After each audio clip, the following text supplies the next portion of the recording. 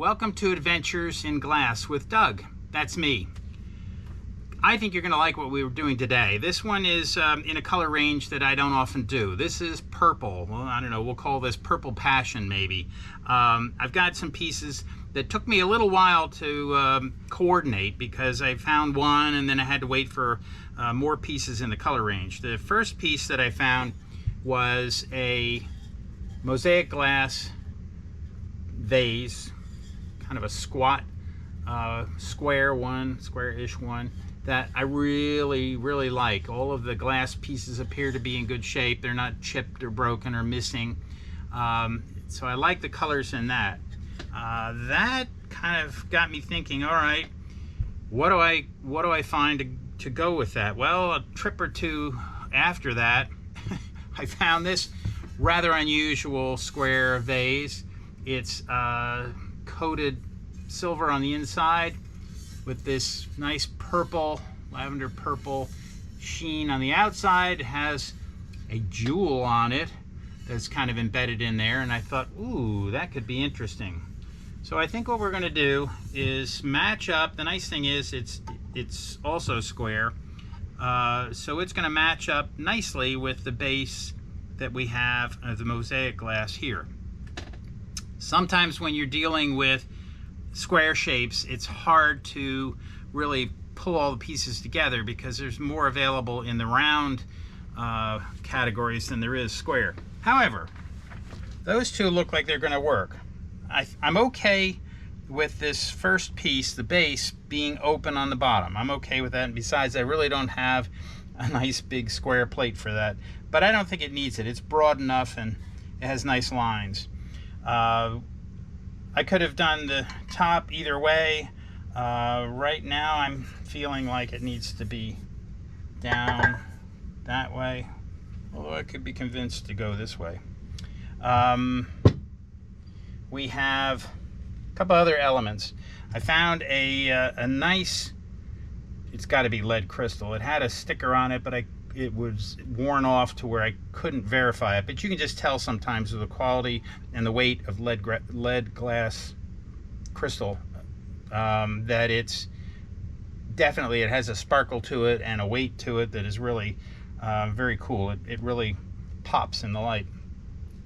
And while I'm not sure how or if I'm going to use the purple beads, I also found a small square plate that I'm going to put on top, but my thinking was, well, actually I originally was going to go the other way around with it, but it depends on the fit here. That looks like that's actually going to fit pretty well.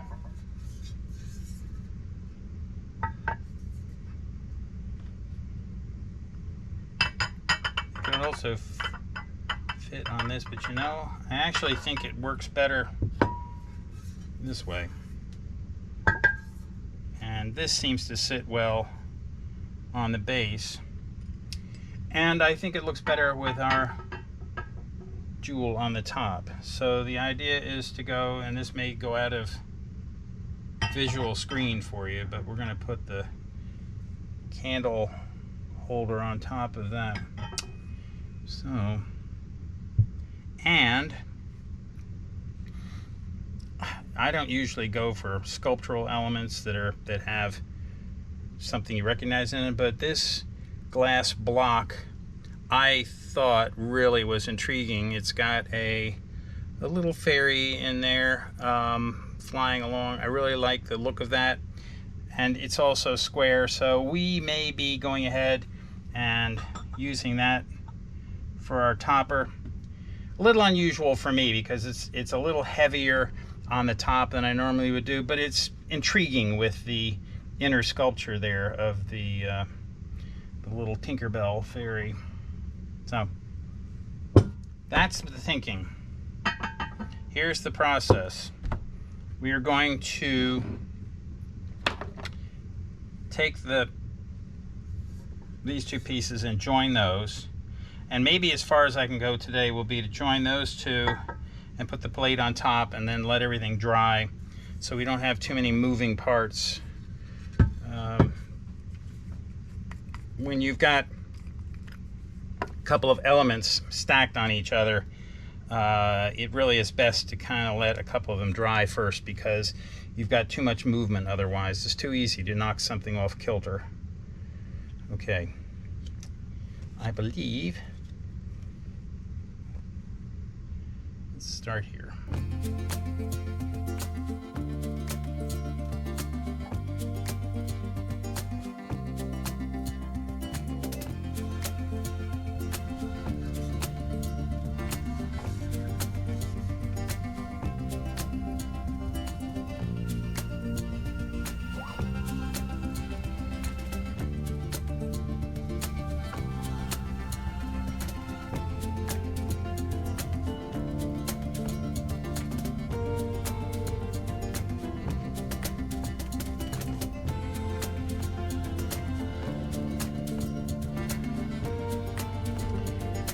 You might ask, why do I run my fingers around the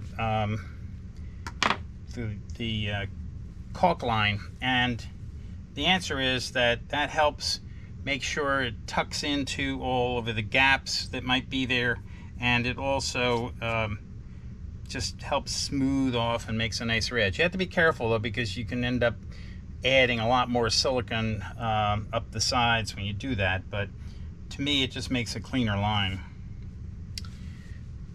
And I think I'm gonna, well, I think we can go ahead and put the upper piece of glass on. I don't know how well that's in the camera. Let's put our silicone on that upper edge.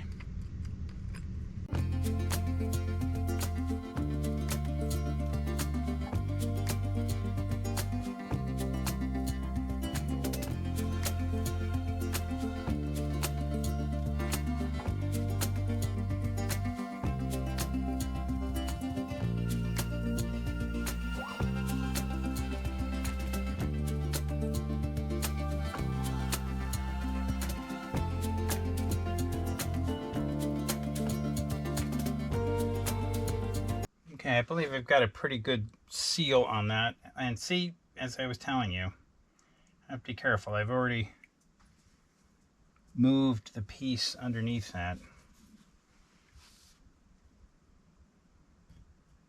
because of the pressure I put on it. So you really, really need to think twice about how much you're going to try and accomplish all at once.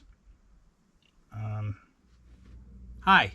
Well, we're back. I want to see if we can add a little something to this. I've got some glass beads that are purple. I want to see if I can get those to be added here. It might not make sense to you right away, but I have plans. And I think this will help. Just add a little sparkle or a little color.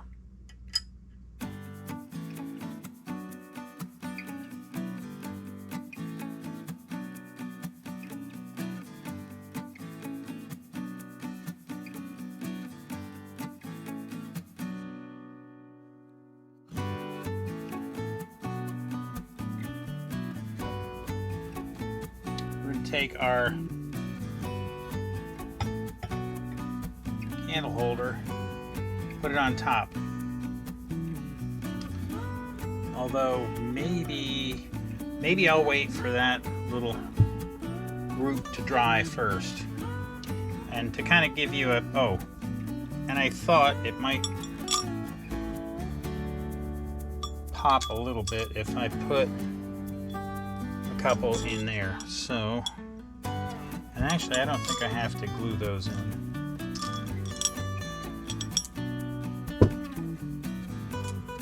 No, I think that'd be fine if I just put them in just like that.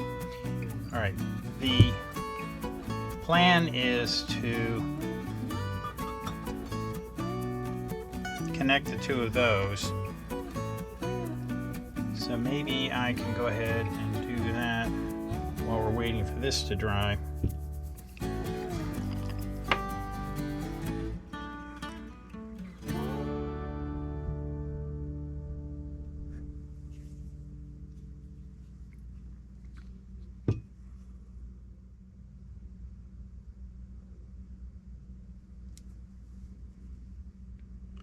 It's a pretty heavy glass piece, so I want to make sure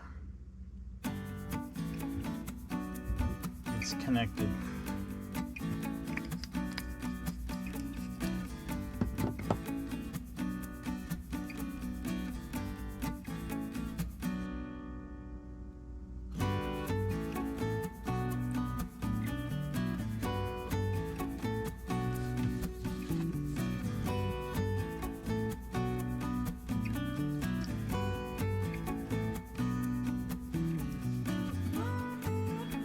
Okay, let's see what we've got.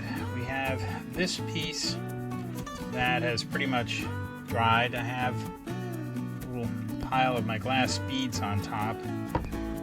And then what is going to be the topper here, ready to go.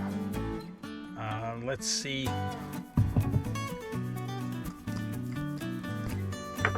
If we can get that glued on.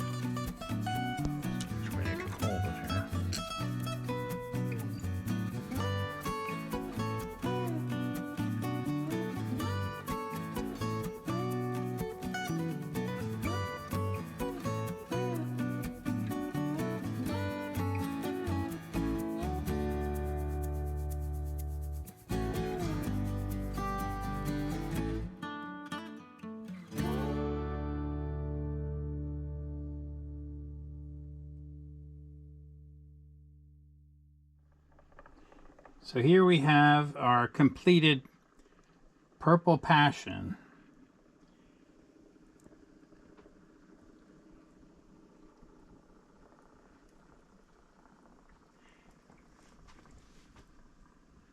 Have to let it finish drying, but I think it came out rather nice.